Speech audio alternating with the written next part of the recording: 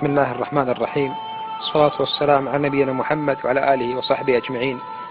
أخي الغالي، أختي الغالية، يا من تسمعني الآن وأنت على فراشك، اعلم أخي أن هذه الدنيا قصيرة، وأن هذه الدنيا دار ممر وليست دار مقر.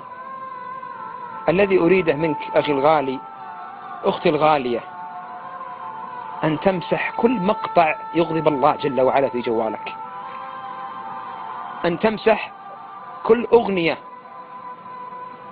أن تمسح كل معصية وكل صورة لا تليق أن الله سبحانه وتعالى أن ينظر إليها.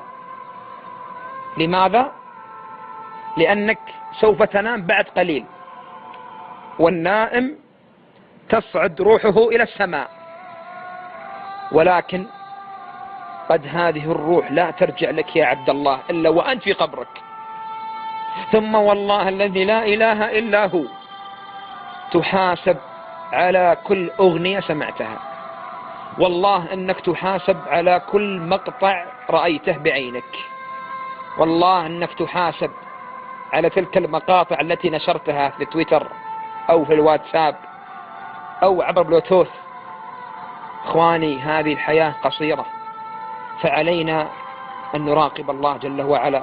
قبل أن تنام امسح كل مقطع في جوالك لا يرضي الله سبحانه وتعالى. قبل أن تنام سامح الأنام، كل من اغتابك، كل من تكلم عليك، قل يا رب كل من اغتابني، كل من تكلم علي فهو في حلم. طهر قلبك حتى تكون قريب من الله سبحانه وتعالى. ختاما أقول يا عبد الله، يا أمة الله، لا تغركم هذه الدنيا، لا يغرك شبابك يا عبد الله، والله ما أهون العباد على الله إذا عصوه.